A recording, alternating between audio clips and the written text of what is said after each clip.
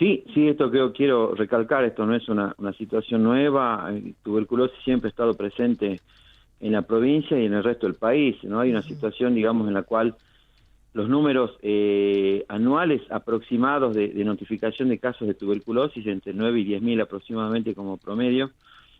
Buenos Aires o Cava se lleva más o menos el 60% de esta notificación, así que digamos que es una patología que no es exclusivamente del norte argentino, del NOA, sino que, como podrán ver, que las estadísticas marcan que provincias como Buenos Aires, inclusive, tienen una casuística más que importante, llevándose más del 50-60% de los casos. En Jujuy también, por supuesto, es una patología que siempre ha estado presente, y hay una situación en la cual ha obligado, ¿no?, a las distintas instituciones, sobre todo en la provincia de Jujuy, a priorizar lo que tiene que ver con capacitaciones, lo que tiene que ver con justamente lo que se llama una descentralización, estrategia de descentralización en cuanto al abordaje diagnóstico y de tratamiento de los pacientes, básicamente buscando mejorar muchísimo los números, ¿no? Estamos en una situación en la que no solamente Jujuy, sino Salta, Tucumán, ha tenido un aumento de los casos,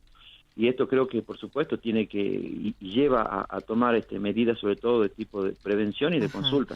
Ahora, doctor, ¿esto es específicamente de zonas rurales y luego se propaga? Se lo consulto porque el alerta que rige por estas horas en las ciudades más cercanas de la provincia de Salta, pero cercanas a las de Jujuy, tiene que ver con lo que pidieron autoridades, dicen, del Hospital San Vicente de Paul en la zona, es que la gente evite desplazarse hacia zonas rurales.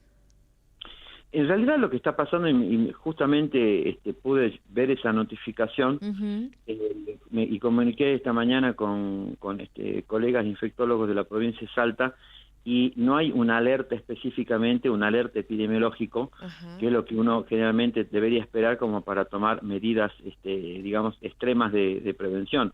Convengamos que el ramal en sí está muy comunicado por la Ruta 34, ¿no? Claro. Hasta ahora, inclusive.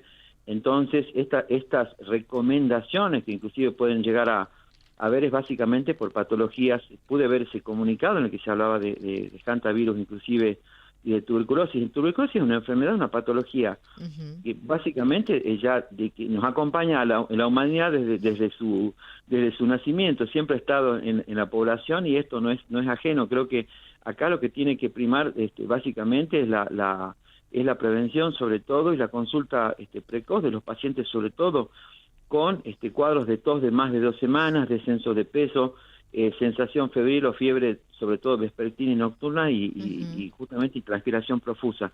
Es una patología que no da tanto síntoma en cuanto a la agudeza, son enfermedades, sobre todo esta enfermedad.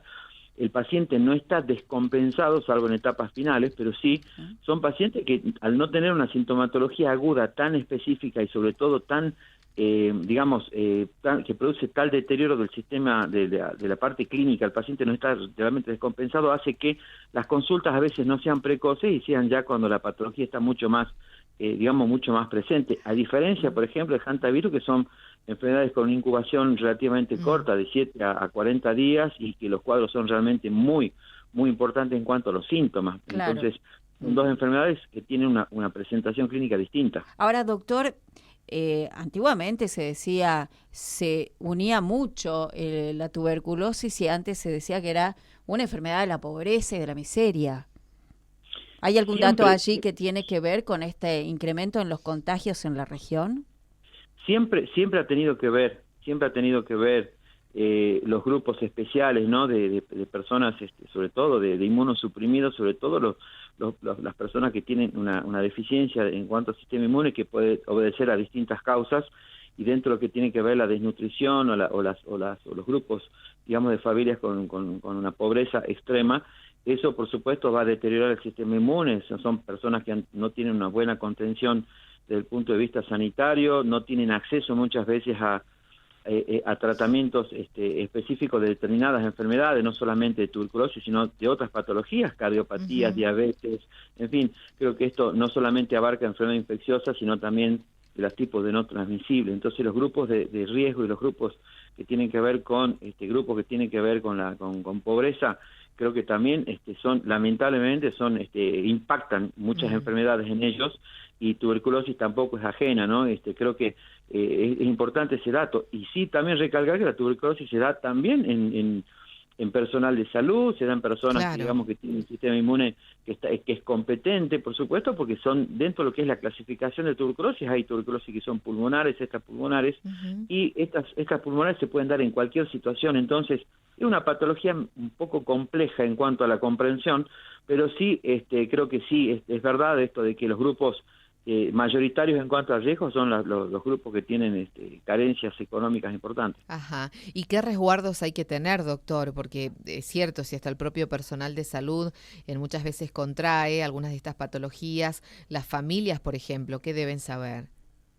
Acá lo importante, teniendo en cuenta que hay personal de salud, policías, en Docentes fin, también gente que está, Ujú. docentes también, sobre todo cuando hablamos de pacientes o de personas en las cuales comparten lugares cerrados con poca ventilación, donde hay numerosa cantidad de gente, hay siempre una situación en la cual puede llegar a producirse una infección en caso de que una persona esté positiva para tuberculosis con una tos crónica, por ejemplo, de más de 2-3 semanas, lo cual lo convierte en lo que se llama bacilífero, o sea que está eliminando bacilos de tuberculosis.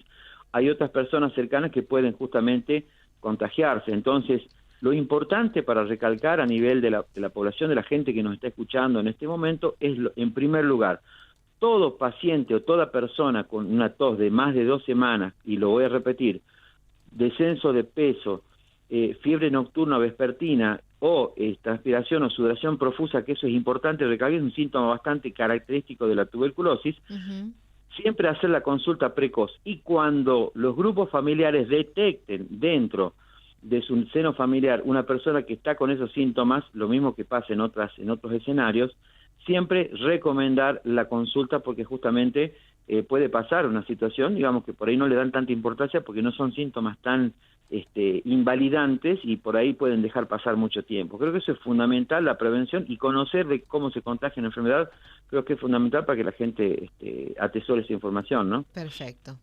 Más que estar alarmados, atentos, ¿no? Totalmente atento. Y con respecto a hantavirus, que esa es la otra consulta que estaban haciendo, y recién me comuniqué con Salta, justamente, todo lo que tiene que ver con tuberculosis, todo lo que tiene que ver con hantavirus, Jujuy y Salta comparten muchísimo la geografía. Jujuy tiene casos de hantavirus, ha tenido casos de hantavirus y tendrá casos de hantavirus, lo mismo Orán. Hay situaciones y patologías, por ejemplo, la leishmaniasis visceral, que se está presentando casos en Salta, sobre todo en Orán, lo cual no había, que eso sí ya acá está causando una alerta en Salta, justamente porque son enfermedades que ese tipo de presentación, leishmaniasis visceral, no se estaban presentando, y ya... ¿El vector de leishmaniasis cuál era, doctor? El vector de leishmaniasis es el mosquito que le denominan torito. Ajá. Es un mosquito que generalmente es un tipo de mosquito, se llama flebótomo, que generalmente se encuentra en zonas cercanas a diques, a zonas donde hay agua, digamos, agua quieta. Tiene una actividad por lo general casi nocturna, son atraídos mucho por la luz, y la picadura no duele ni pica. Entonces de ahí viene con que exactamente por eso la persona ni se da cuenta que ha sido picada, y después de una incubación puede tener lesiones en piel bastante características, sobrelevadas, como cráteres que pueden aparecer, digamos, en la piel, e inclusive afectar las fosas nasales. Entonces estas son enfermedades de tipo tropicales, que sí es verdad, acabo de hablar con colegas, están con una situación bastante compleja en Orán por la aparición de casos de leishmaniasis visceral. Claro. Eso sí ya es una situación nueva, epidemiológica, pero con respecto a Hanta hay que tener mucho lo cuidado, sobre todo es una enfermedad también de origen viral, que se transmite básicamente a través de la materia fecal, el vapor eliminado por materia fecal y orina de ratones infectados, que son los ratones colilargos, que tienen una actividad netamente rural, y la forma de transmisión es a través de la respiración, en cuanto a que uno aspira, por lo general, si está cerca a 2 metros de una zona, digamos, que sea rural, o que sea una zona, digamos, donde no sea cerrada, 1 a 2 metros de un nido de roedores infectados, uno puede llegar a infectarse. Sí. Y en el caso también de las zonas rurales, sobre todo de casas de fin de semana, galpones, claro, donde los ratones pueden tener su nido, justamente la recomendación es, si ha estado mucho tiempo cerrado, ventilar por lo menos una hora, limpiar con un trapo mojado para evitar la aerosolización del virus, básicamente, y tener todos los cuidados. Eso creo que son recomendaciones cortitas que ustedes nos están dando inclusive el pie para que podamos emitir algún tipo de placas desde el Colegio Médico para que la gente pueda acceder a esta información por supuesto. de prevención, así que esto creo que lo vamos a trabajar en la tarde para que la gente esté al tanto y sobre todo que no se alarme. Eso buenísimo, exacto, porque uno comienza a consumir la información de la vecina provincia, estamos tan cercanos y obviamente genera, ¿no? Genera inquietudes.